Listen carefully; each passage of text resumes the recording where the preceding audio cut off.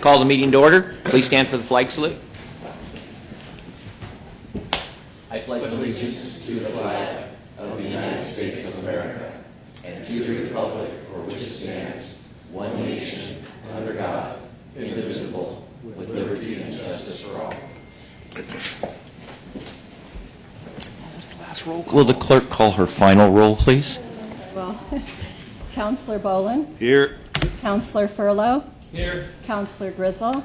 Here. Counselor Stouter? Here. And Counselor Steinhebel? Here. Counselor Rees-Camp is absent this evening. Thank you. Did he call in? Thank you. Tonight we have approval of council minutes, May 8th, 2019, regular session minutes.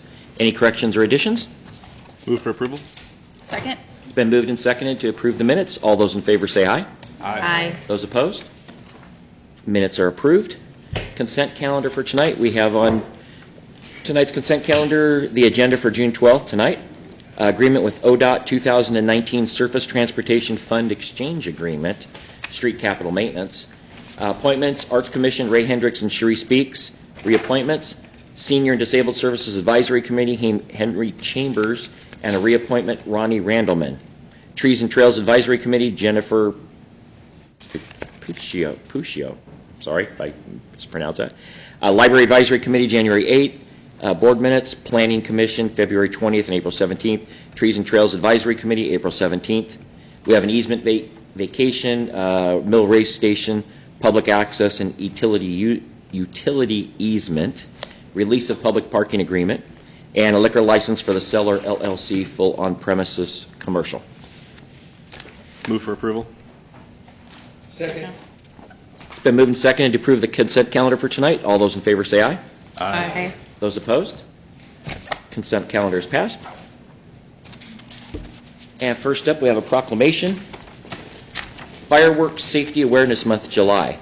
Whereas fireworks are often a staple at festivities for many of our citizens, especially during the summer, and whereas many people do not realize just how dangerous fireworks and sparklers can be, and whereas the result of improper use of fireworks leads to nearly 12,000 injuries and more than 18,000 reported fires, structural and vehicle and brush, resulting in millions of dollars of property damage.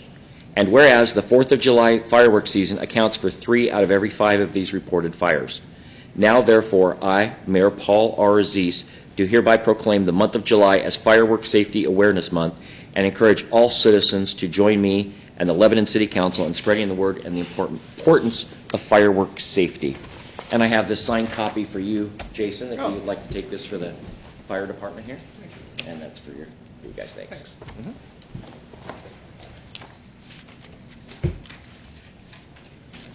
Okay, well, next up, Linda Kaiser, retiring after nearly 31 years. She didn't want to do this, and I can tell she's already mad at me. But Linda, as many of you know that have been around, Linda has been here since I've been here and before. She's worked for at least, I counted, at least 4 mayors, at least 4, I think, city managers, maybe 5, more than that, city managers.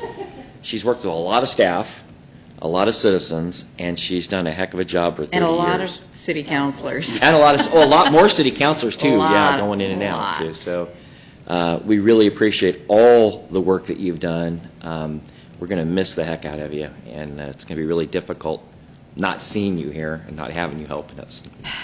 Thank you for all you did. And We're not also, happy about this. I just want to give you a personal thank you for all the stuff you did for the mayor's conference that we had here that was 2 years ago, I think it was, and how successful that was, and it wouldn't have happened without you. So thank you very much. So I have a little thing. We'll come up in the front and get it.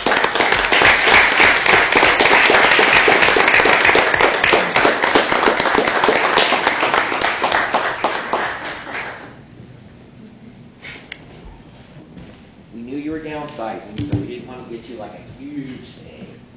My husband thanks you for that.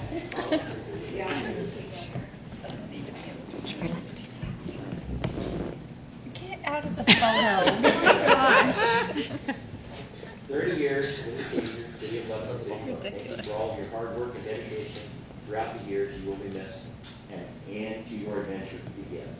And this is for you from the City Council. Thank you so much for everything. Thank you. Appreciate that. And I think when you get back to your seat, you need to just go on. Yeah, I know. Speech.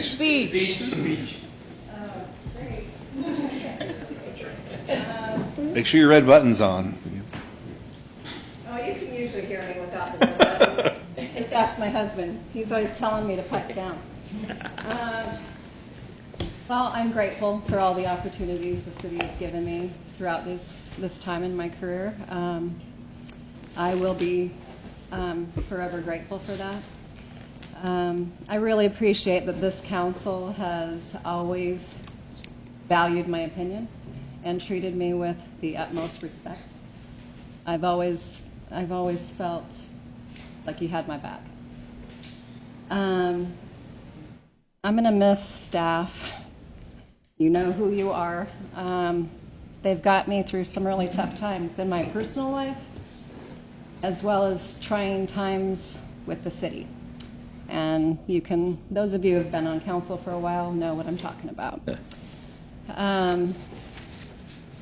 I'm really excited about Carl and I's next chapter. We're going to be moving, and we've been doing that a little at a time the last couple months, and we really look forward to it. And I hope you guys come visit us. So that's all without me getting too emotional. Thank you very much Thank you. again. Thank you, Linda.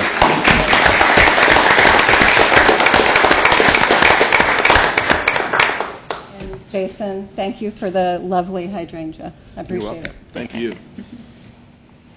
Okay. With that, we'll move into the public comment section. The council welcomes all respectful comments regarding the city's business. Citizens may address the council by approaching the microphone, signing in, stating their name and address for the record. Each citizen is provided up to 5 minutes to provide comments to the council. Council may take an additional 2 minutes to respond. City clerk will accept and distribute written comments at a speaker's request. And it looks like we have Bill Sullivan up first. Good evening, Mayor, Good evening. Council, City Manager.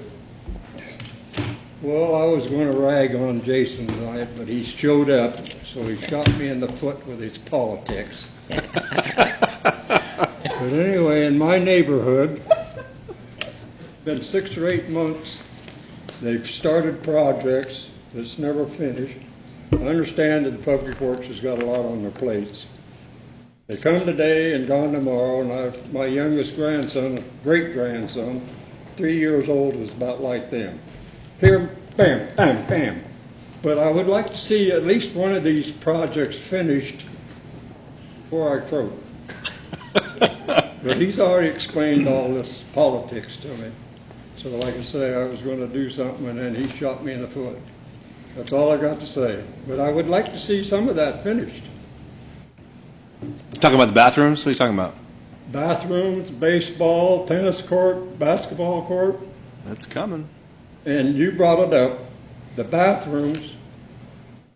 Personally, I think they could have done that in-house, paid prevailing wage, cheaper than what they did.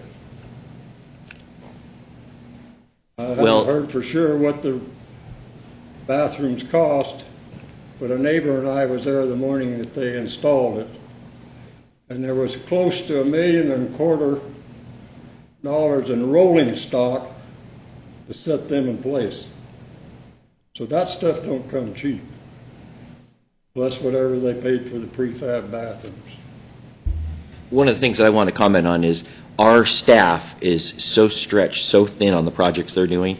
And one of the things I'm happy about is we've done a lot of things, Strawberry Plaza, the community garden, the monument. The staff has done a lot of that work, so we've saved a lot of money, just like you're talking about.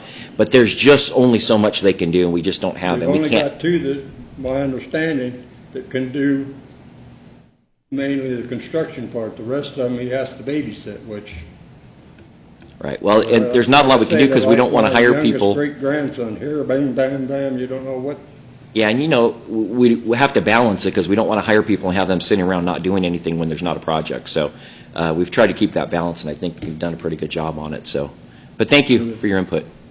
Anyway, like I said, he shot me in the foot with his politics. Thank you. Is there anyone else who would like to address council?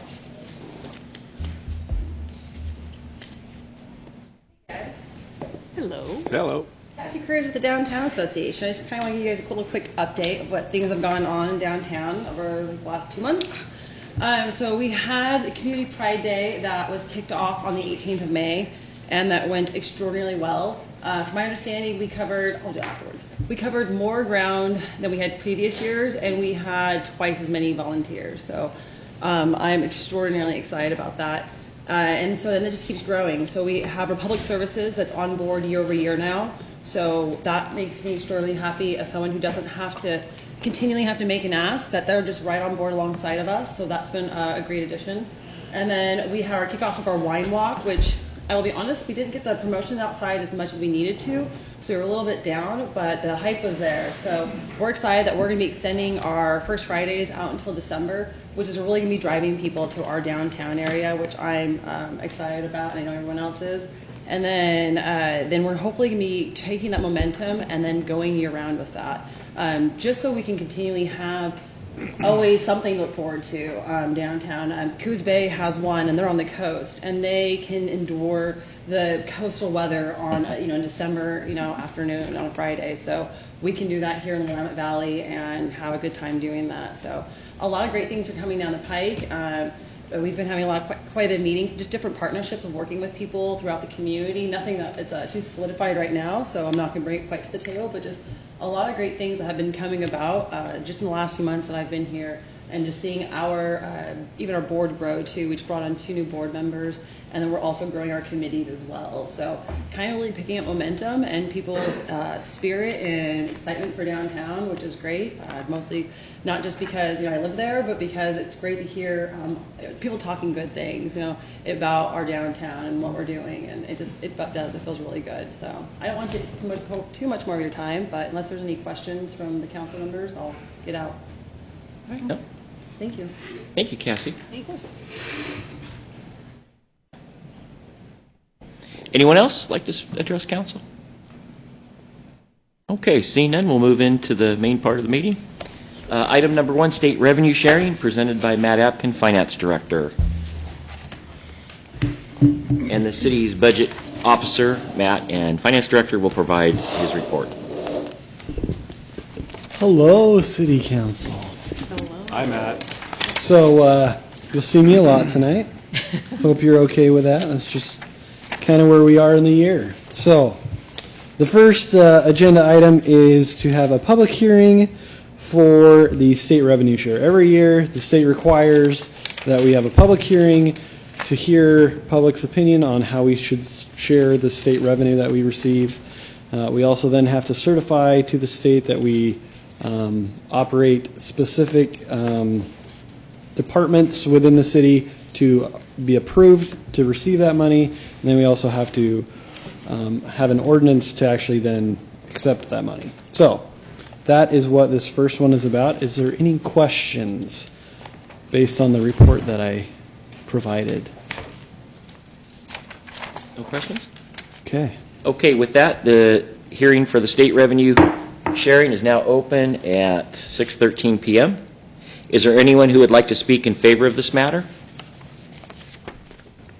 Is there anyone who would like to speak in opposition? Okay, with that, the public hearing is closed at 6:13 p.m. Any council discussion? Will the city attorney please read the title, Resolution 2019-7? I don't have the last number.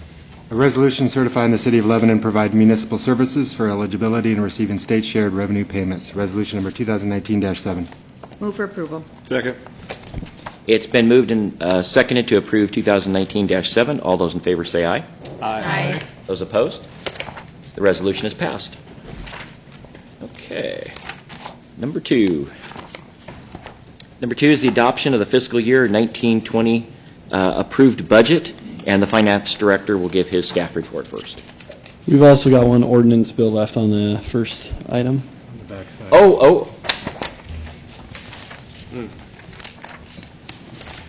It wasn't in my script. Okay, so we have a second one. I apologize. Ordinance bill. So we did the resolution. We need the ordinance bill 2019-7 approved. So call for motion. He needs to read the...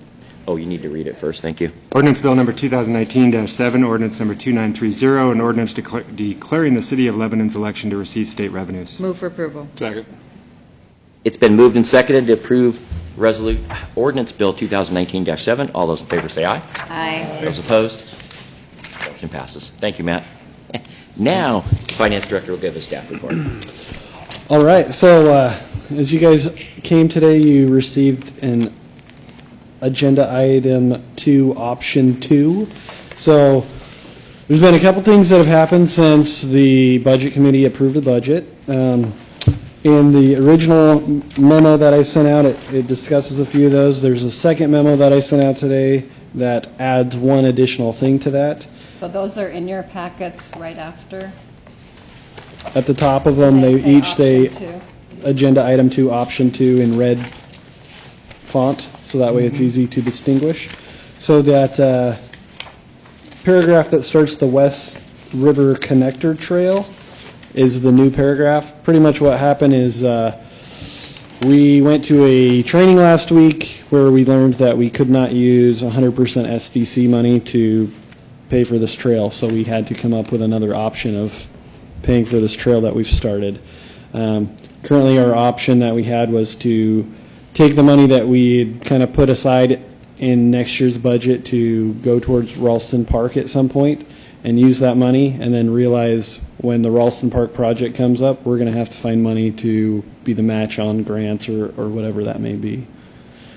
But we've already started this project. We've ordered 2 bridges in the cost of about $100,000, and kind of needs to go forward. Yeah. In addition to that, there's the other things that I noted in the memo.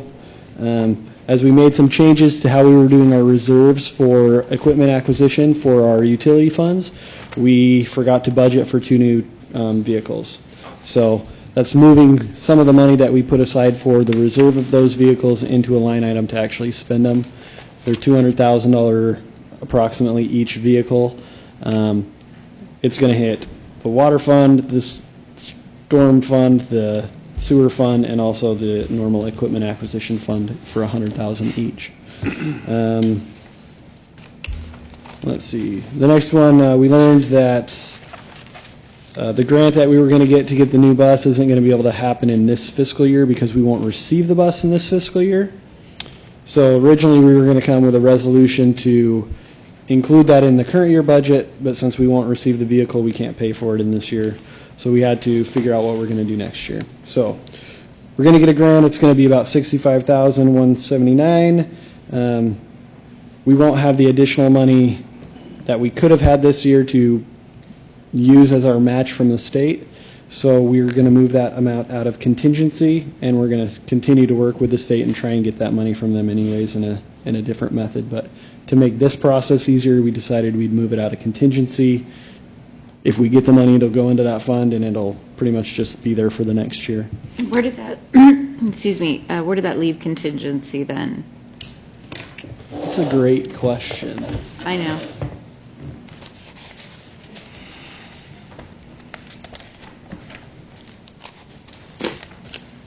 I don't know if I necessarily need an exact number, but does it still leave us within goal, I guess? So this is specifically in the Links Transit Fund. It's not the general fund. It's specifically into that fund. So there was contingent money for next year if we needed to change our operating budget. So it's not going to change It doesn't change our contingency goal. Correct. Contingency. That's all I really... Any other questions? At this time, I'm going to bring up something.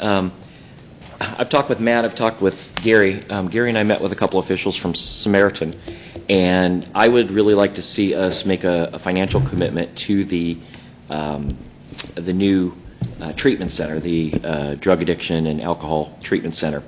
And in looking at the numbers, the marijuana tax is pretty much taken up with our new officer that we had in, so that's pretty much taken. But in looking, one of the other things they were interested in is maybe a trade, or not a trade, but a kind of a deal with the system development charges or some of the building charges. And we went and looked, and they had 116 and some odd change, so almost $117,000 in those charges. And they are in the URD, in the North Gateway URD. So we have money in that account. I would like to recommend that we allow that we basically discount that for the Samaritan Treatment Center, and that's a gift to them. But it's also really out of the funds. It's not out of our budget. It's out of the funds. We would have to, when we go to number 5 on the North Gateway Urban Renewal District, when we open that up, Matt is more familiar with that than I am, but we'll have to approve money being moved over in the gateway. There's an option to in that one as well for that purpose. Is So- that a decision we need to make tonight? We would, because we're approving the budget, so it's something We that- could make a budget amendment. I mean, when will they be paying those fees? I just need to think that through. Those fees have been paid. They paid them. This would be the Urban Renewal District refunding that money to them. Yeah, they paid them in Right. March. So it's been paid. It would be us reimbursing them for those costs. Yeah, Gary, go ahead. But This that's is not till item 5. For this URD, this is really in line with the way we've implemented the development agreement with Samaritan.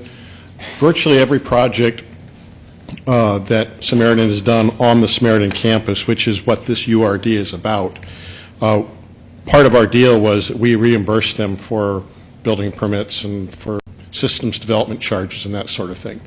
This facility, because it wasn't foreseen at that time for the development agreement, is outside of that agreement. So it's kind of staying in line with why we've been supporting the Samaritan campus and how we've been supporting it, but it's because it was a latecomer, it's not there at this point.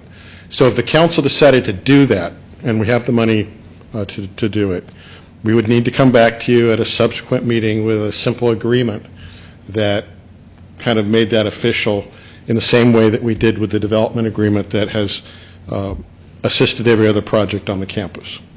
So I love the project, and I'm not against doing that at all. I just want to think it through. That's just a lot of money. I would prefer to think through. So it is not an action we're taking tonight. That's my question. The only thing you'd be doing tonight is moving money from a place in the budget where we couldn't access it next year into, I think it's a contingency. So that we could. So later, you can make that decision. Okay. To go Totally ahead and comfortable make with that. You're not making a final decision tonight. You're just Okay. positioning yourself so you have the option. Love it. Correct. And it meets the intent of the previous agreement. I mean, it Correct. falls in line, so. Right. I just want to think through another nonprofit comes and wants to do something. Do we set a precedence? And we've already set precedence with them. My mind goes. I just want to. We know. Thank you. I don't know Thank you, about Linda. God, I'm going to miss you. Any other questions, comments? I believe the county has put 250,000 $250,000 towards this project as And well. I So think Benton, believe it or not, has also put in another, like not all at one time, but it's like a couple hundred or 150 one year and another 100 next year. So they're even in putting into this project too. So I think as a city, since it's going to be here, I really would like to support it. It's in our vision plan, mental health, Yes. and like I said, I was really looking forward to using the marijuana tax, but when I found this out, this is a nice gift for them as far as getting this project up and running, and that gives them $100,000 they can use to actually help put the building together. It is going to be a regional facility. Yes. Yeah, it will not be just only Lebanon residents. It'll be located in Lebanon, but there will be people from all over. And I believe 30 beds, I believe. Yeah, it will be an amazing facility. Yeah. That's complete. And I didn't know this, and it was interesting, just real quick, out at the shovel groundbreaking. Thank you. I couldn't think of that. I almost said grave digging, and I guess that was just horrible. That would have been terrible. I'll go there. No. So at the groundbreaking yesterday, I didn't realize for almost 2 years they've been running the clinic at the building that's just north of there's that older doctor building there, and they're actually running the clinic. It's just not it's just a outpatient clinic right now. So as soon as they get that building built, then they'll move into there and be able to have residents in there. So, and it's a It's a short-term stay. I don't know if it's 6, 8 weeks, something like that, but it's not a super long time, and it's not a locked facility. People can walk out of that, so it's not, there won't be at-risk people in there. I just want to make that clear. So it was very exciting. So thank you, Matt, for your work on that, and we can talk about that when we come up to number 5. Okay. Was there anything else on the budget that we want to discuss? I guess the only other thing that I want to bring up is just that paragraph about the library children's room, because things have not gone as fast as we expected. We're going to have not spent the money this year, so we're going to increase our fund balance by $63,000 and spend that money next year. It's just a simple move from one year to the next. Okay, any other questions? With that, we'll open up the public hearing at 6:25 for the adoption of the fiscal year 2019-20 budget. And is there anyone who would like to speak in favor of our budget? Is there anybody from the public that would like to speak against? Okay, the public hearing is now closed at 6:26 p.m. And we'll have the, actually, we have one more time for city council discussion. Any other discussion? And with that, we'll have the city attorney please read the title of Resolution 2019-8. Resolution adopting the City of Lebanon's budget and making appropriations for fiscal year 2019-20, resolution number 2019-8. Does the motion need to include option 2? Well, I was kind of trying to, I don't think I'm trying so, to wrap because my this is head the around. only one that we've addressed. Just the So motion. it's, Okay, I move to approve as presented this evening. Second. Okay, it's been moved and seconded to approve the 2019 and 20 approved budget. All those in favor say aye. Aye. Those opposed? The resolution passes. We also have the resolution. Are you going to do that separate, or are we just going to go ahead and do the approval of the resolution for the levying of taxes? Did you want to talk on that at all? That one has not changed since the Budget Committee approved it, so unless you guys have further discussion that you want, Okay. that one is. Okay. Any other questions? Seeing none, I'll entertain a motion for Resolution 2019-9, levying of taxes. want me to read it? Yeah, if you would read it, please. Resolution number 2019-9, resolution levying taxes for the City of Lebanon's budget for fiscal year 2019-20. Move for approval. It's been moved. Second. We do have a second, okay. It's been moved and seconded to approve Ordinance Bill 2019-7, Ordinance 2930. All those in favor say, I'm sorry, my mistake. Resolution 2019-9. All those in favor say aye. Aye. Those opposed? Resolution passes. Thank you, Matt. And next up, we're going to temporarily adjourn here as the Lebanon City Council convene as the Northwest Lebanon Urban Renewal Agency. The finance director will give his staff report. So attached is the resolution to appropriate the Northwest URD's budget for 2019-20. There have been no changes since the approved budget by the Budget Committee. Also attached is the resolution levying taxes and the to the increment property value of $105 million. Okay. Any questions of staff? Okay, the public hearing for the adoption of the fiscal 2019-20 Northwest Lebanon URD approved budget is now open at 6:28 p.m. Is there anyone that would like to speak in favor of the Northwest Urban Renewal District budget? Anyone like to speak in opposition? Public hearing is closed at 6:29 p.m. Council discussion? Seeing none, will the city attorney please read the title of Resolution 2019-10? A resolution adopting the Northwest Lebanon Urban Renewal District budget and making appropriations for fiscal year 2019-20. Move to approve. Second.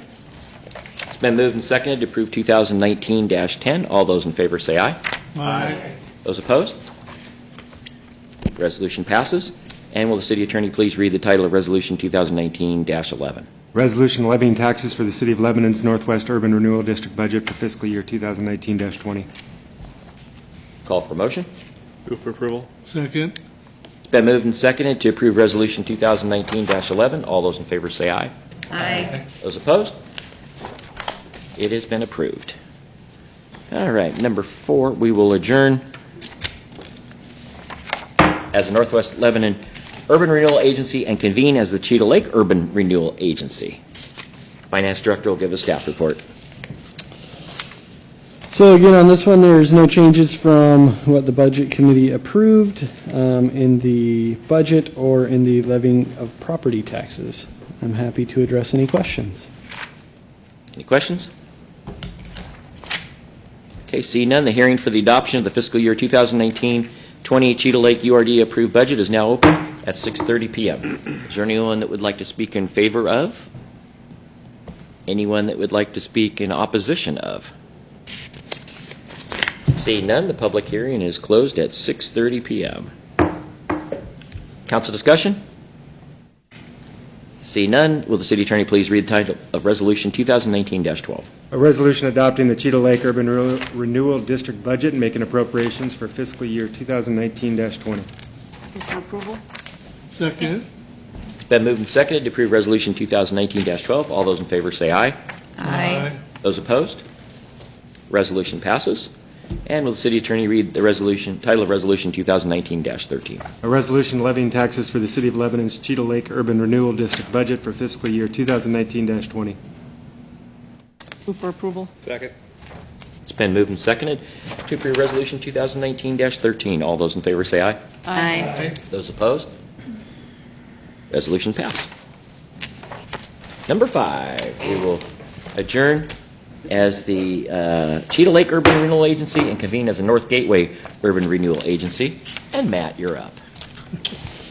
All right, so this is one where we have had a little bit of different. In your agenda packet, you will notice the agenda item 5, option 2. This is based on what the mayor's talked about, the $116,424 that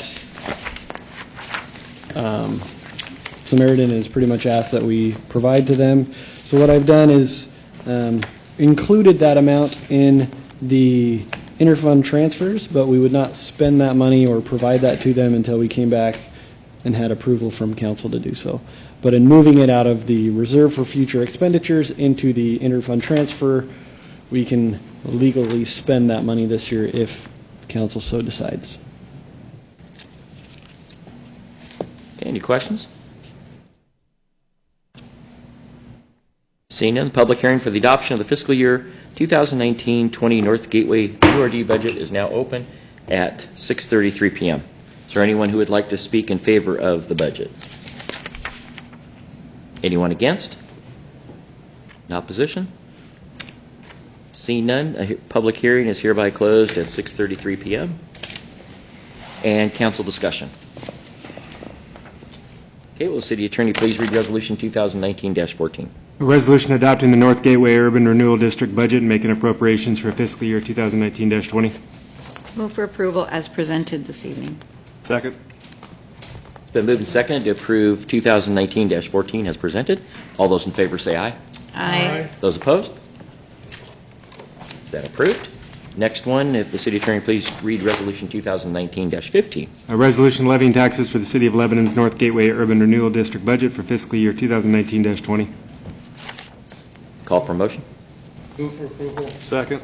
It's been moved and seconded to approve Resolution 2019-15. All those in favor say aye. Aye. Those opposed? The resolution passes.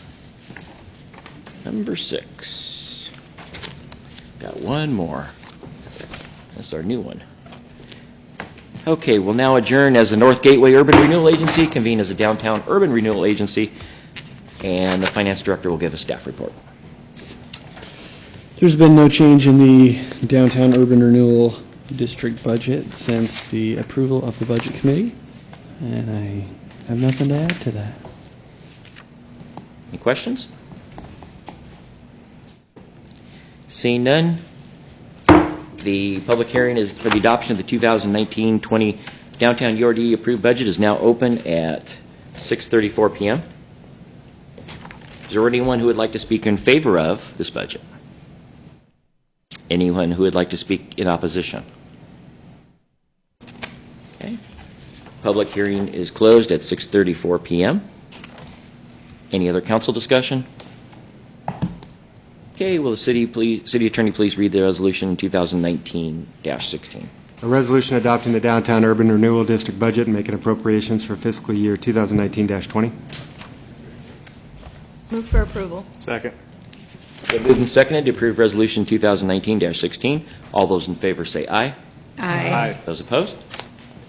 The resolution passes. And if the city attorney would please read resolution 2019-17 title.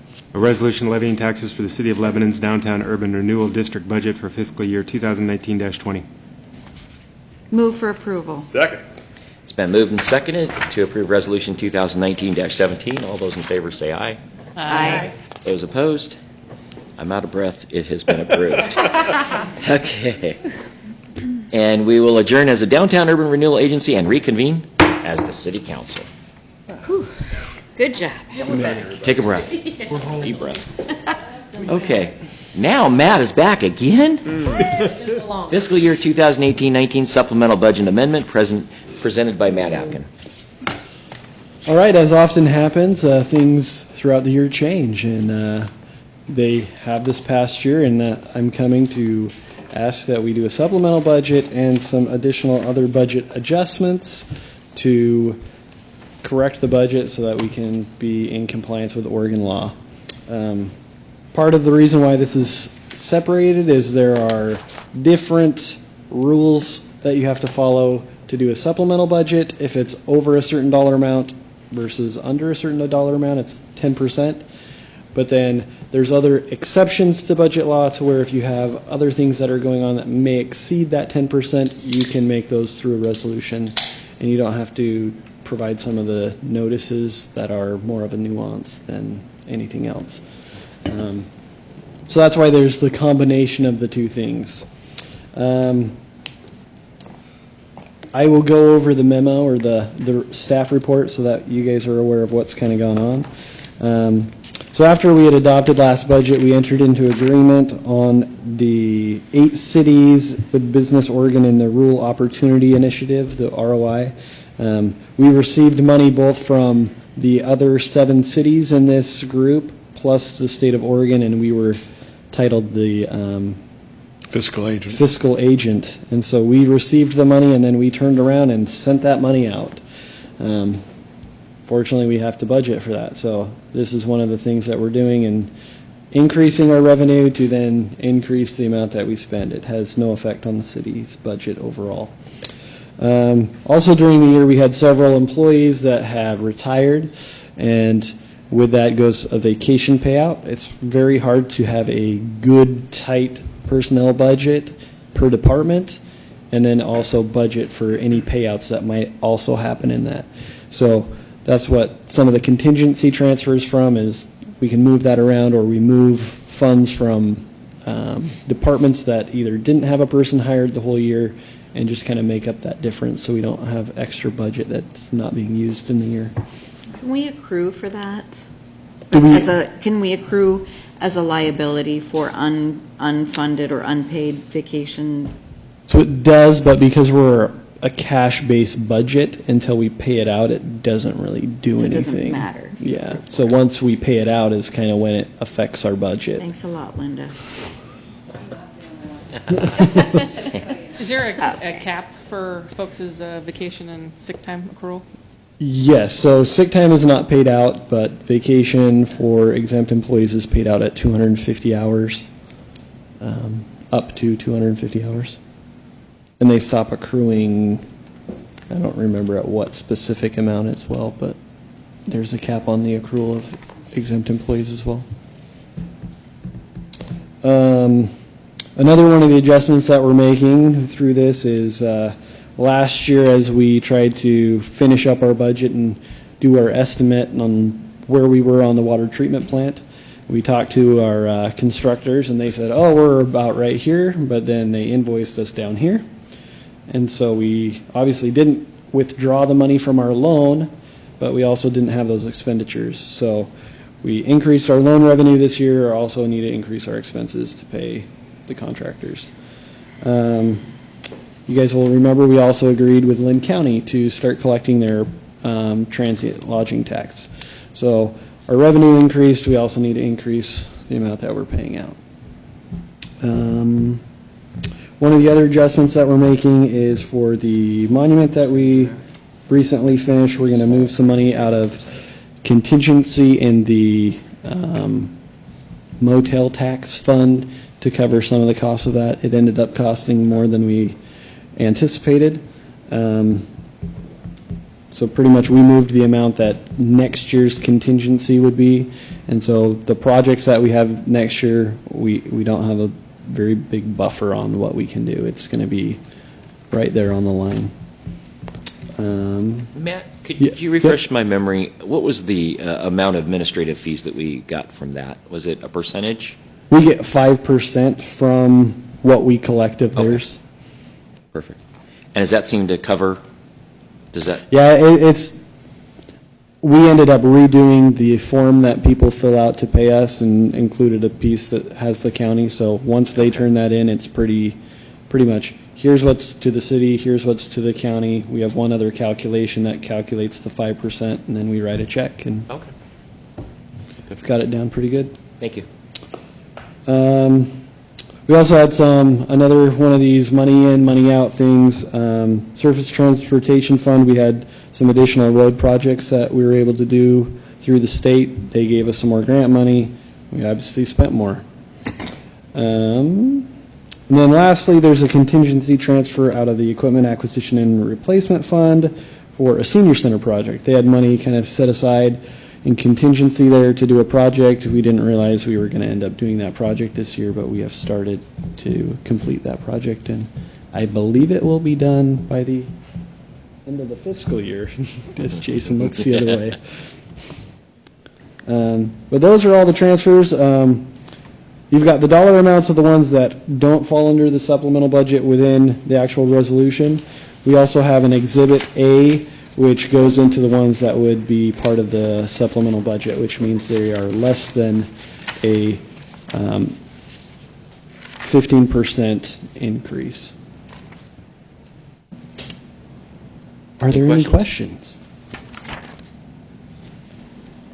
Thank you, Matt. Any discussion? What is the senior service project? I don't know. Gary, do you know? Senior center? The senior service project, the money he's talking about on that fund.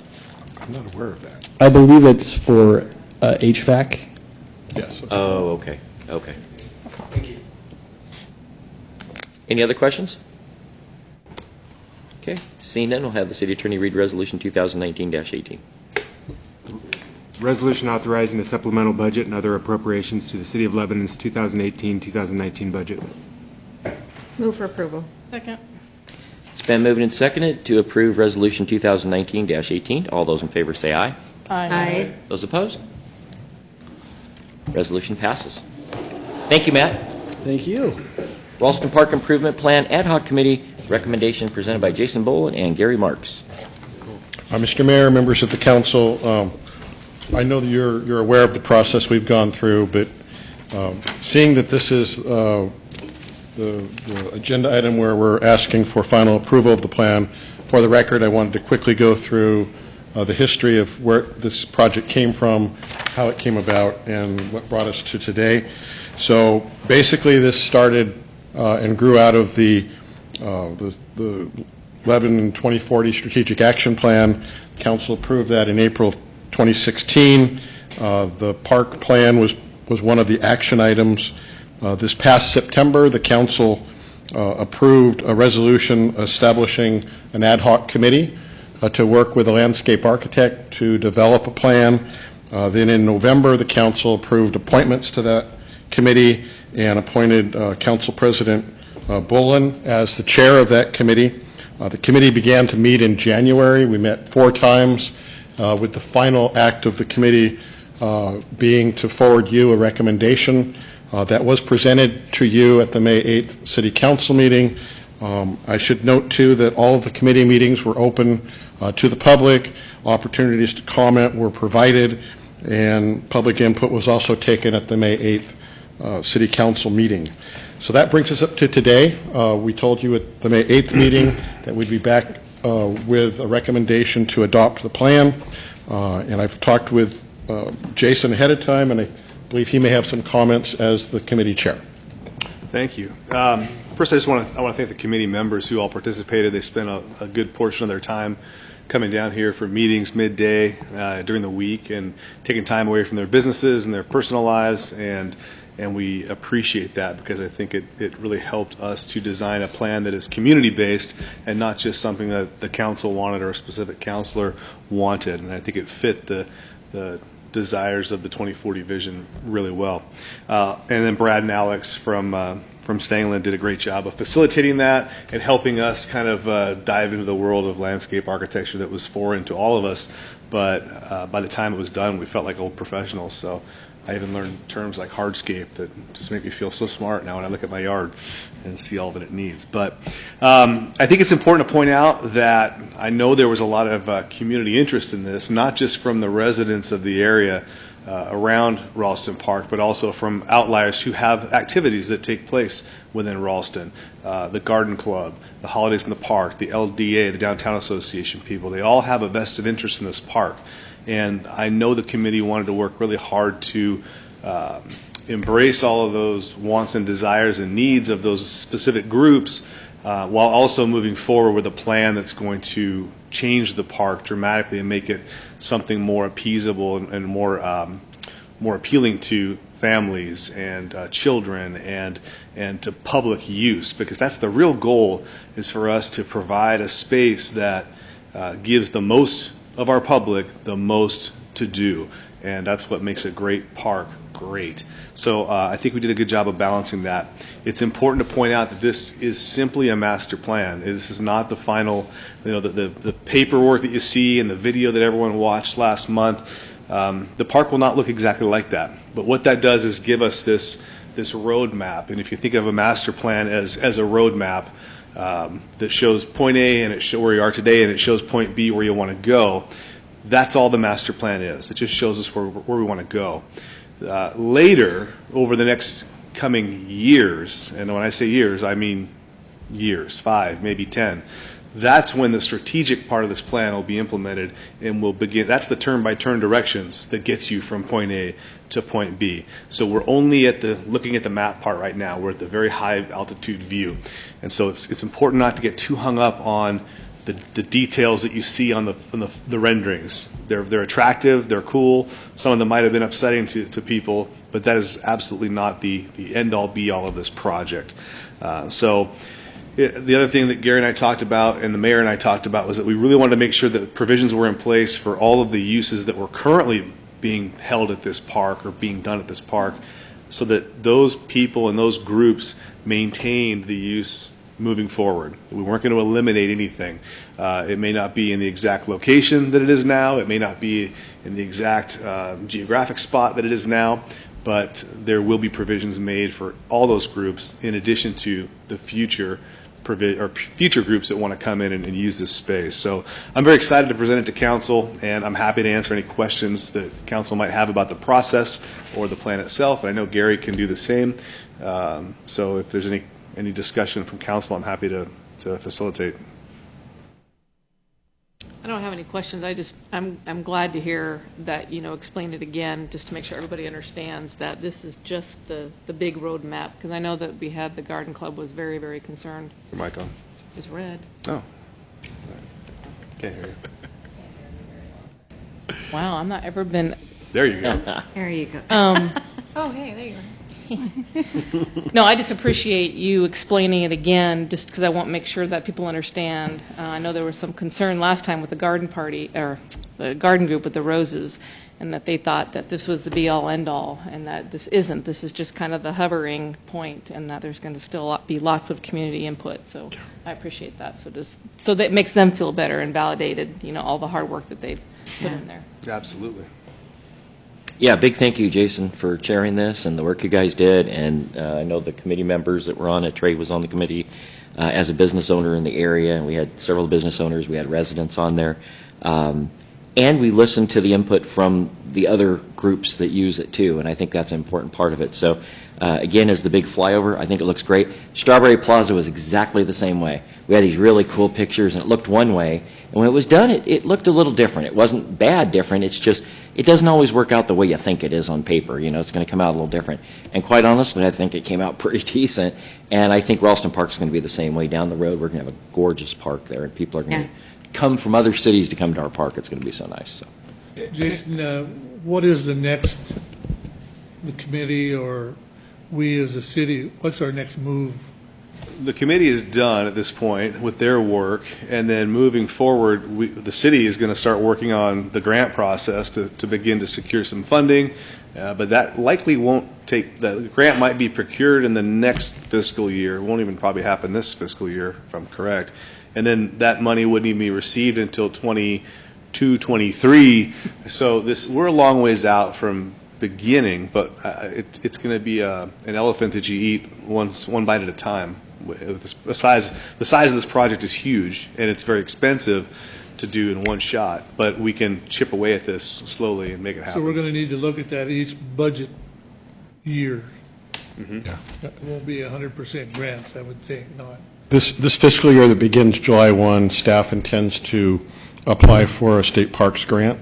If we are awarded that, then as Jason said, we would then receive that money likely the subsequent fiscal year, so 2 from now. So at this point, if you approve this plan, don't plan on anything happening this next year. If anything significant will change or dirt be moved around, it's probably not until at least 2 years out. Thank you.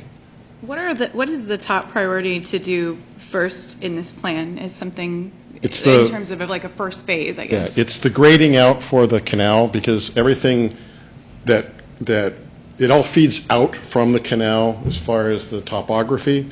It all has to start at the water's edge and come out. And there's some subtle changes and some not so subtle changes that have to happen with the landscape first. And then that kind of sets the pins for everything else that then comes out of it. So the first thing you're likely to see is a lot of earthwork moving around where the land is, and like where the service station is now, there's significant land movement that needs to happen to meld that into the rest of the park, so then we have those clear views through the park, which is one of the major goals. So is the bridge an early project that would probably be done on that, or would that be still later? It's one of the early phases. Okay, yeah. Along with the topography and... I believe it would probably be the next one right after the Great. topography. Yeah. That side of that park is just there's not a lot of use for This it. really connects it. Yeah. I like that. In discussing this project with one of the founding members of the Optimist Club, I learned, I think, some pretty interesting history. At one point, the Optimist Club, which most people know is started by the late Jim McDaniels, it was down to like 3 people, like 3 or 4 people. And Bill Rao and a couple of them said, we need to do something, maybe get some excitement, or we got to shut down the Optimist Club. And what they did was they did the gazebo at Ralston Park, and they raised the money and they built that, and that really energized that club, and they started growing again. And they were, Bill Rao tells me how close they were to shutting it down. And now I think we're 90-something members. 97. What's that?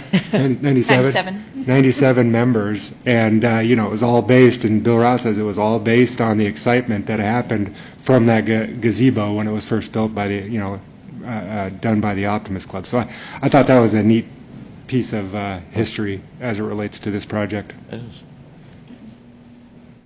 Any other questions, comments? So the removal of the service station is an early likelihood also? I don't know. That is part and parcel of the plan.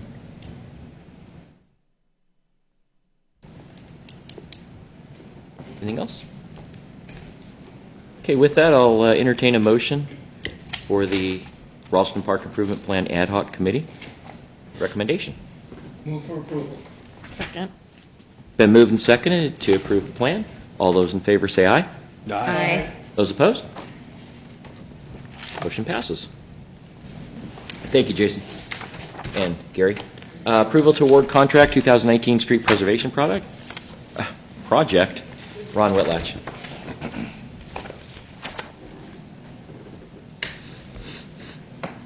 Thank you, Mr. Mayor, City Council.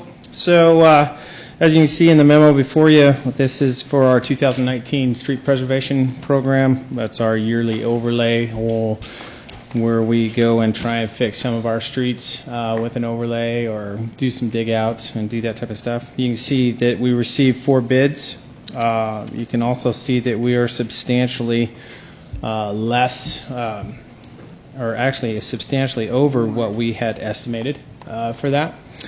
Main reason is the concrete costs. So with this, we try and do sidewalk access ramp replacement as we're going through these areas. Reality is we never are going to go out and do it again. I mean, if we're there. We're also mandated by the Department of Justice, basically the feds, to do this work. So when we go through and do an overlay, we typically would do that. So the reason for the price is, I think I've talked to several contractors. Nobody wants to do sidewalk access ramps anymore.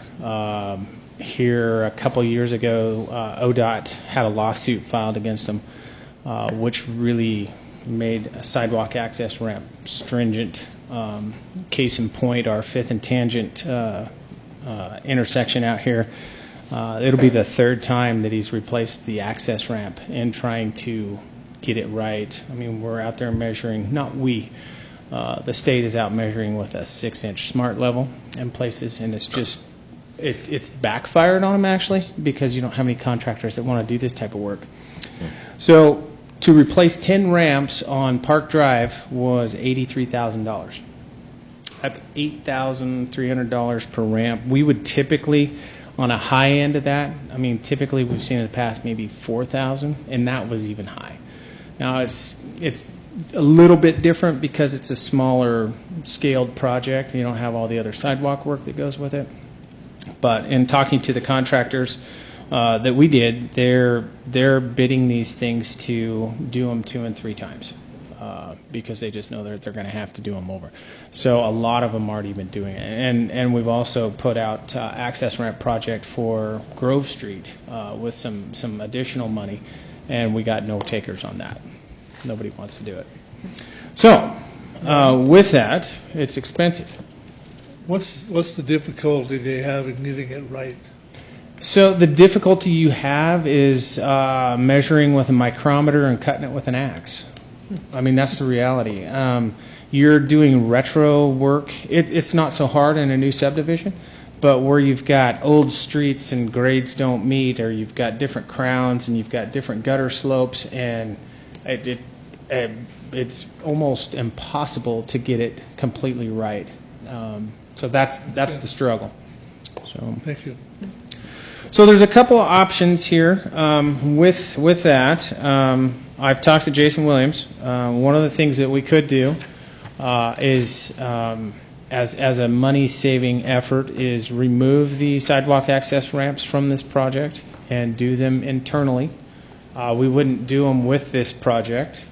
The upside to that is it's a substantial cost savings to us. The downside to that is we're going to go cut the corners where we just paved, which is not a huge deal, but be prepared for people to say that we don't really didn't put this all together right. So that's one option. The other option is to leave it in as is. And so I guess we're looking which option the City Council would like to go on that.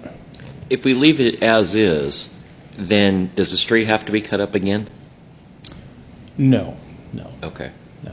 The reason I'm asking is because if they've got a curb cut and it just doesn't conform to state regulations, Right. it's at least access Yeah. for people. If we cut those out and there's gravel there and there's no access, then we completely removed access. And so I think that would be worse than having them just left, I think. Well, we wouldn't leave them. I don't think legally we can leave them. I Okay. think we either do it under this contract and spend the $83,000 on it, or Okay. we do it with our crews. I got you. What I'm saying is we would have to come back after the fact with our crews later this fall when they're not so busy. Okay. So Gotcha. that's the part where it's I hate to go in and pave the street and then 2 months later go in and take a saw to it and start cutting it. Yeah. And it's just on the corners, but nonetheless, it's still, to the public, may not look so good. Yeah. So there's that option, or to leave it in.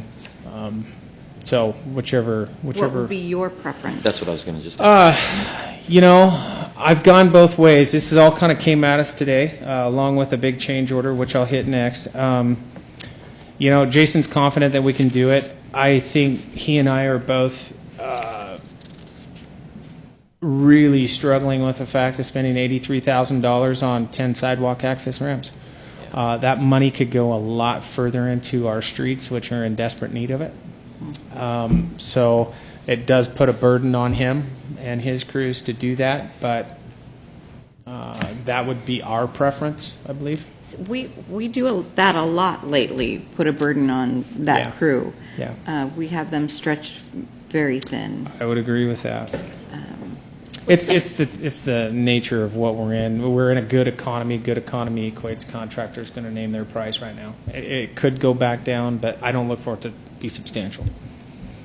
What's the price difference, so if it's 83 for hiring out versus us internally? You know, our crews are paid for, so it's essentially the cost of the concrete and the cost of the aggregate and removal fees. So maybe you might get to $6,000 or $8,000. Are we going to have the same issue of having to do it 2 or 3 times, or being able to meet the grades and the state and federal requirements? And I mean, it sounds to me like that's pretty difficult. And, it is. We're also, yeah, I mean, how do I word this? ODOT's not going to come inspect our stuff on our streets. Technically, we're bound by those same things. I mean, we'll do our very, very best to get it as good as we can get it. But likely we're not going to go out there with a 6-inch smart level and measure things. We're going to provide access so that people have that access. I think that, and I think the mayor would agree with me, it's probably more important that we have the access rather than these places where we don't have access. And that's what we're seeing. 2 microns off. Yeah. Right. So it's basically just the state highway streets that are the ones that they're going to come out with a micrometer. Yeah. And now our streets. that's not to say that somebody can't come out. Yeah. Special interest group can come Sure. out and measure it and go, hey, you guys are off, and we're going to take you to court. Yeah. But that's why we have Trey. So he can. I actually have litigated a case where the main issue was a 5% slope versus a 4.2% slope. So Yeah, and it can get pretty nasty. Yeah. That's the world we're living in right now. I think the lawsuit that they filed against ODOT backfired on them. You can't get anybody to do it, or it would have been better to work with them and try and come up with solutions, especially on retrofit stuff. You got too many things going on. So there's that. So, and that changes our contract amount, but the next thing also changes our contract amount. In my original memo, I think I stated that we were going to look at a change order. I didn't think we would have it, but at 5 o'clock today, I got it. And that change order is to do North Main Street between Tangent and basically the gas station, Oh, nice. Shell gas station. I was just on that yesterday. It's a roller coaster. It's very embarrassing that it's that bad, but it's one of those streets that it's minimal traffic and it happens. So, And it's going to get more with that treatment facility when that yes, comes in next year. Agreed. So there's that street, and there's also Sherman Street from Park to 2nd Street. Now, with that, I want to caveat both of those. Both of those together, I think, were combined around $233,000 additional. And I've told Gary this, we're gambling on these streets. When I say we're gambling, these streets have zero base to them at all. I mean, we've cored them, and it's Sherman Street's just river cobbles. So when you take the asphalt off, you always run a risk of complete failure of a road. So there is that risk. I mean, I've had it happen both ways, where we've done it and it's been great, and we've done it and we went, oh man. So we have held money back. We have money held back to where we could do a contingency dig out if we needed to. But you need to understand that that's a potential when we're doing this. There's no engineering standard to this. It's basically street preservation by dollars. There is no. It's kind of like what we've done in the past worked, and we hope it works here. So Just so I understand it, so on Sherman Street, because I've always wondered since I've lived here why that street always gets so bumpy, Is it because of the rock or whatever that's the base of it, and then the asphalt gets on that, and it No, I think there's some failed areas in there. One of the biggest reasons is you've got an asphalt center, and then you've got concrete sides, and so you've got differential materials that act weird, and they create a lot of different forces, and so you get a lot of this going on. Yeah. So that's kind of why that's like that, and it's terrible. Sherman Street, the highest risk? Is it what now? The highest risk? I would say Sherman and North Main are both the highest risk because they're both of them are going to have all the asphalt ripped off of them. There's no way to do it with a mill any other way than that. It's just you set it down and it's all going to come off. So we just need to be aware of that. We've set aside, I think we've got a couple $100,000 just set aside in the street maintenance fund that if we ran into an issue that would happen. We could fix it. Would the North Main project be done after the school, or after the alcohol treatment facility is done? No. Before? So what if they damage it? Well, I don't know. Also, they need to tap for hydrant. Yeah, and we're in communication with them. Okay. They've got a meeting next week to talk about getting that water line across the road. that'll be done, and then we We want to make sure that's done. But their construction cutting the piece. street again. Yeah, we thought about that. The construction piece, no. I mean, we're under contract with Riverbend to do it in that time frame, and I mean, if we waited another year, I mean, we could always pull it off and wait another year, but it's rough. So that water work would be done during the street project then? Or hopefully before. It's on them to do it. If it doesn't look like they're going to get it done, I would propose that we jump in and do it. Because so we don't have to cut the street. It's pretty minimal. Our crews could do it in a day, or I could even have Riverbend do it at that point. Okay. And work something out with Samaritan. Good. So get creative. My preference would be for us to try to do the ramps. Okay. Jason feels confident that we could put that off until fall and get that done. I would like to see us do it that way. And we'll likely add ramps on Second and Sherman to that. They will have to be done after, and then I think we're going to try and leave the state highway system alone, and call that the state highway system, the Main Street and Park Street, but we will do Second Street. And then I think there's a couple on North Main, but we can get to those this fall. Actually, Main Street, just about everything as far as practical, I'm not talking about legally accessible, practically accessible. Downtown's really good on Main Street. We're going to take that same approach to it, that it is practical and good. Yeah. I guess if there's always risk in that, but there's the letter of the law and the spirit of the law. Yeah, exactly. It's like, and on that case, it's, for people that have a disability, it's getting from one place to another. Right. If you have a little bit of trouble, it's not too bad, but if you have no access and have to go all the way around, then it becomes a danger. Yeah, where you're in traffic. So I think that the ramp project's really important. Yes, would agree. Good. Okay, so go ahead. No, I was just asking if there was any other questions. I've been trying to follow this. Do you have, what would be the amended motion? I've got stuff written all over this paper. I know. I'm trying to decipher it follow right too. So the original contract amount would have been $178,472. If you take the access ramp work, which includes the curbs, the street patch that was associated with it, that becomes $95,412. Now, if you add the change orders into that, which I think we can do change orders separate. I don't know that it have to be part of the contract amount. That's how we would write it. But anything over $100,000 would need council approval. So I would say our motion should say to award the contract without any of the sidewalk access ramps and allow for the 2 change orders to be processed going forward. Something like that. Does that make sense? Or no? Come on, you're the attorney. Grizzle was writing, so hopefully. Oh, God.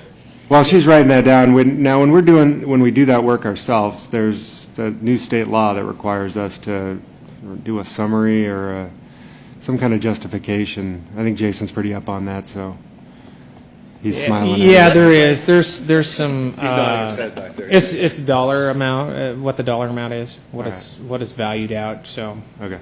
There's another. I mean, if we can't get anybody to bid the work, right, probably not going to get too much of a pushback on it. Okay. You think you got it? I don't know, I do not, but I'm going to do it anyway. All right. 'cause it's, Entertain a motion. Move, yes. Okay, so the motion is going to be to award the 2019 street preservation project to the low bidder Riverbend Materials of Salem, Oregon, without any sidewalk access ramps, to include North Main Street project as well as Sherman Street project As change orders. as change orders. So moved. It's been moved and seconded to approve the motion. Thank All those in favor say aye. Aye. Those opposed? The motion Okay, passed. thanks. Sorry for the Thank you, Rod. convolution, but this all kind of came together this afternoon. I didn't think we were going to have to go through this yet, but. Thanks for your work on that, Ron. Yep. Thank you, Linda. It was much more eloquent than what was about ready to come out Okay. of my mouth. Number 10, amending Chapter 2.04 of the Lebanon Municipal Code. Gary Marks. Mr. Mayor, members of the council, what you have in front of you is an update to Chapter 2.04, which governs or sets the standards for city council meetings. The cleanup is there's some grammatical fixes. There's adjusting the meeting time. I guess the current statute or the current code says that we meet at 7 o'clock, and that's from long ago. So we're updating that and then clarifying the language on the protocol for how counselors report expected absences to the mayor or the city manager, all with the idea of helping us gauge that we're going to have quorum. I especially liked that became a matter of record. Yeah. Whether you had checked in before not being here. Right.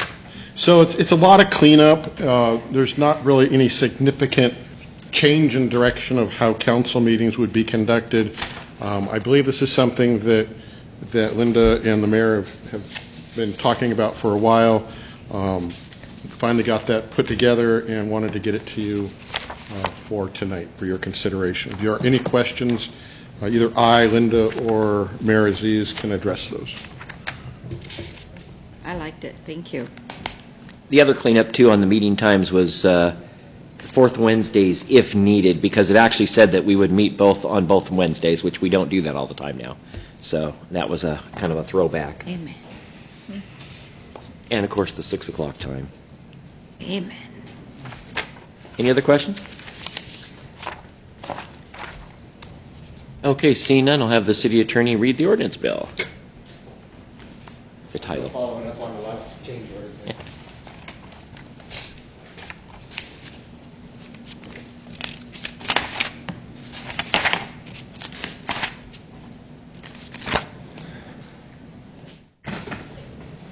Ordinance Bill Number 2019-8, Ordinance Number 2931, a bill for an ordinance amending Chapter 2.04 of the Lebanon Municipal Code concerning city council meetings.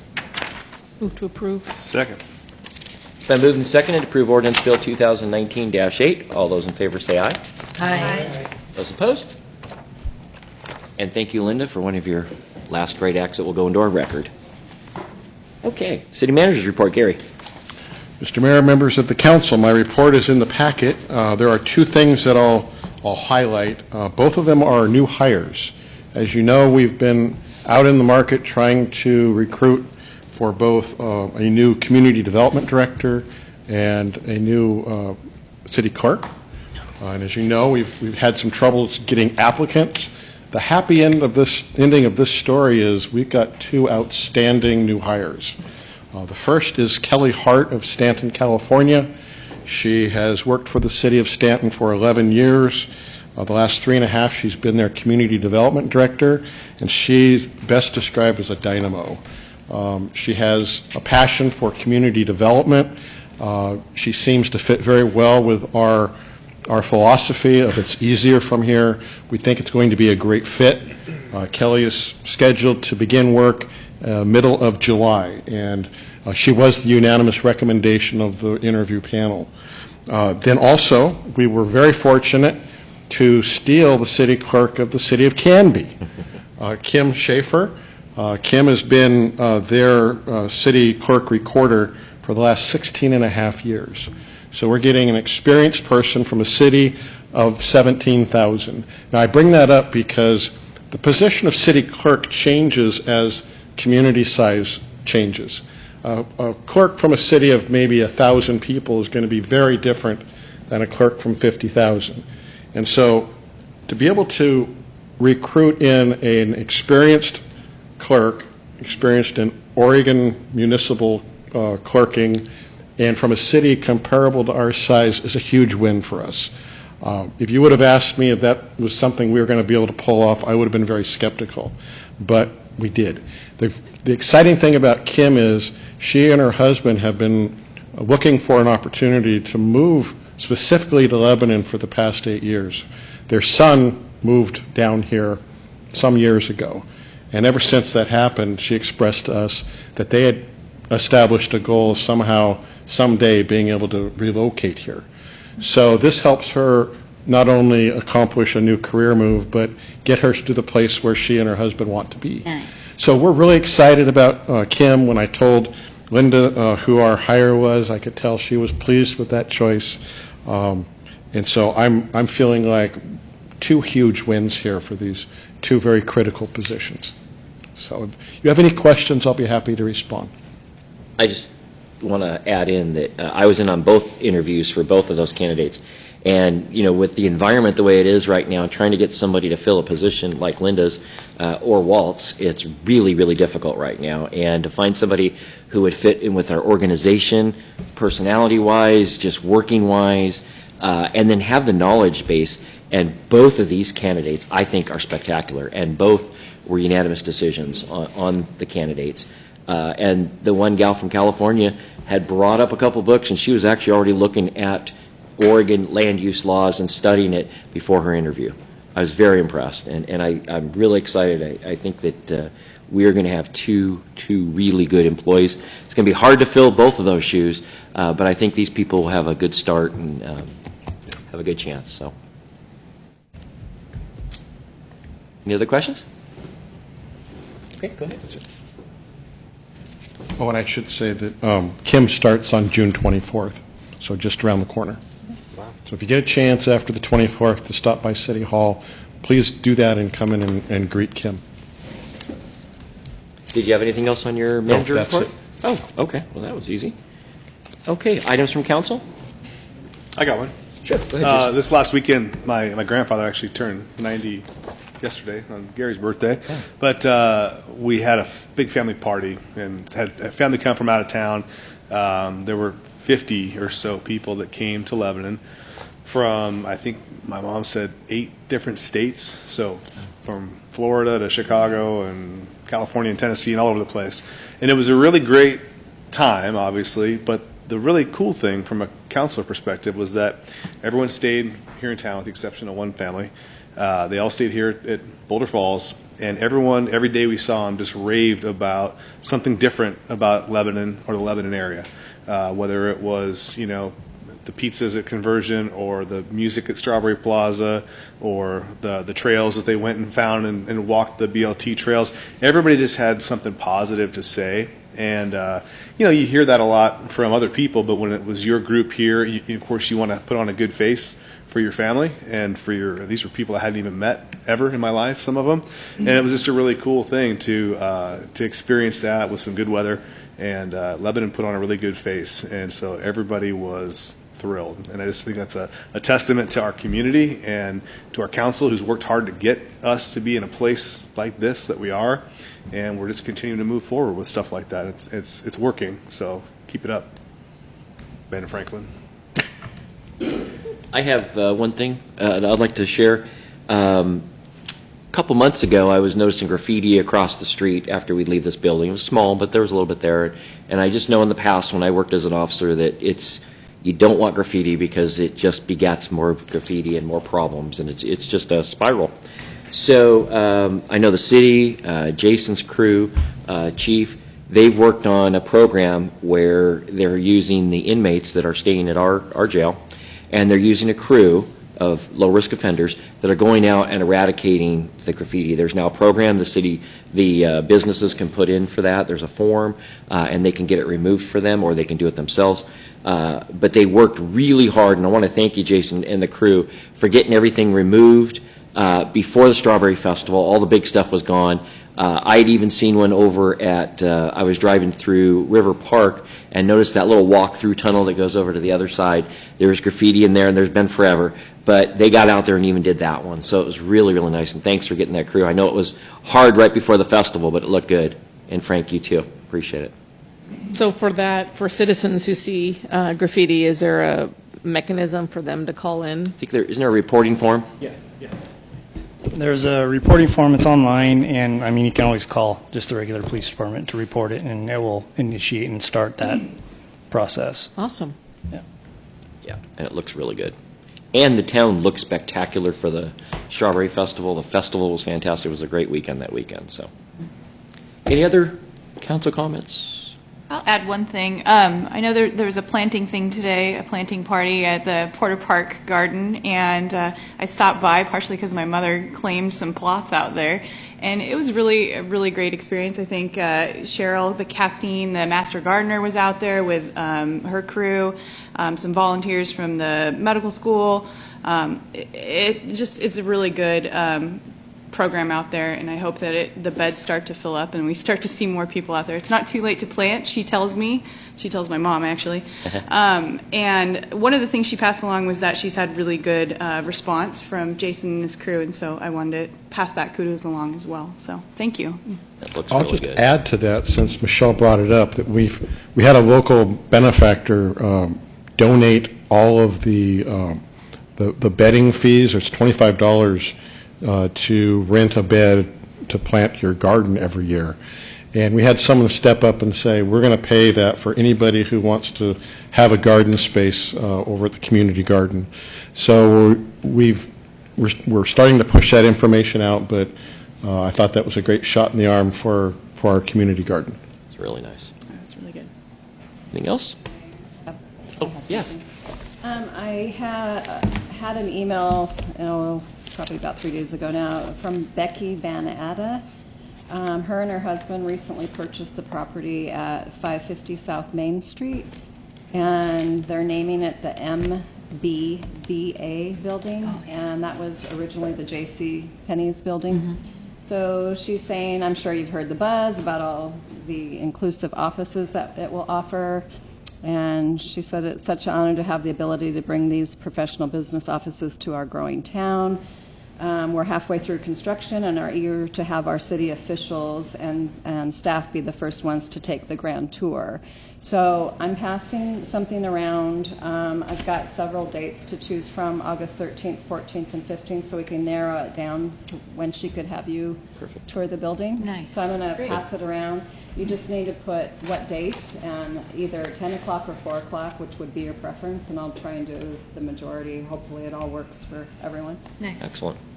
I have one thing I forgot. So we got invited by the Republic Services to do a ride-along. So I went for it and did a ride-along, and it was actually very interesting. They definitely are trying to mitigate to make sure the can lids are being closed, and so it was pretty much driver issue, and so they've really done a pretty good job on trying to mitigate that. But it's impressive how they get those big machines through all the streets, and everybody has to do what they need to do to keep them so far apart. But I was very impressed. Good. How long can they do it, and then before they get filled up and have to go dump? I was curious as to can they do 3 hours, or do they fill it up in an hour? I didn't ask how many hours, but they take either 1 to 2 trips. They have to, is that all? go back out. I would've thought During it a was more. day? Okay. Like a full shift? Yeah. Okay. Yeah. That's not that bad. So, Interesting. yeah. And also, I wanted to ask, because I haven't seen anything on it, have we done anything on promoting the new law about not going into people's trash? Because I think that would be nice to put that out. I don't think that we really have. And let the community know about that, maybe get it on the water bill, get it out to the public that we have that law now, because without publicly announcing it, then we really can't enforce it, and we want to make sure the public knows about You it. could put a nice sign Well, on we your can can, enforce like my wife did on ours. It says, I saw that. It says, "You're on camera, smile." That's good. I like It it. hasn't been rummaged through since. Yeah, very good. And when I came over to you. Anything else from counselors? Yeah, I have one thing. Oh, yeah, wait. Yesterday, I attended a recycling presentation at the senior center. A citizen by the name of Brian Rose did that, and it was very informative. It was attended by about 25 citizens. And at the end, he had a table of garbage set out, recyclable things, and what was garbage. And there was a test at the end to see if we all knew what could go and recycle and what couldn't. We all failed. It's hard. It is hard. It's, yeah. And There's I just think not a lot that's the point that he made was that if Rebecca's doing an excellent job of sorting her recycle, but as soon as the driver comes around and dumps it in the truck, it's contaminated already because not everybody will do it. And That's then true. Then it has to go to a belt, and it's sorted by people, and it's just, we don't do a very good job of sorting. I know I have neighbors that they just put everything in. Yeah. Food stuff. And here I am trying to make mine nice and clean, and as soon as mine's dumped in the next house down, it's all over. But it was a good program. Brian did a good job. Yeah, he's a master recycler, I believe. I think Yeah. I've talked to him before. Master recycler. Yeah. Black belt. Yeah. He'll chop your trash right down. Anything else? Okay, seeing none, we have an opportunity for the public for comments. Items from the press. Any questions? Next scheduled meetings will be July 10th, 2019, regular session, August 6th, 2019, regular session, and we will be Linda-less. August 6th or August 7th? But it says August 6th. I didn't look at my calendar. Is it the 7th? Is it Wednesday? 7th? Well, then it would be the 7th then. I just happened to look because I want to Okay, sign well, up. thank you. I appreciate that. And July 10th was correct, right? Okay. Yes. Okay, so it'll be August 7th. We will adjourn for 5 minutes, and then we're going to move into executive session. We'll need everybody that's not on the council to leave the chambers.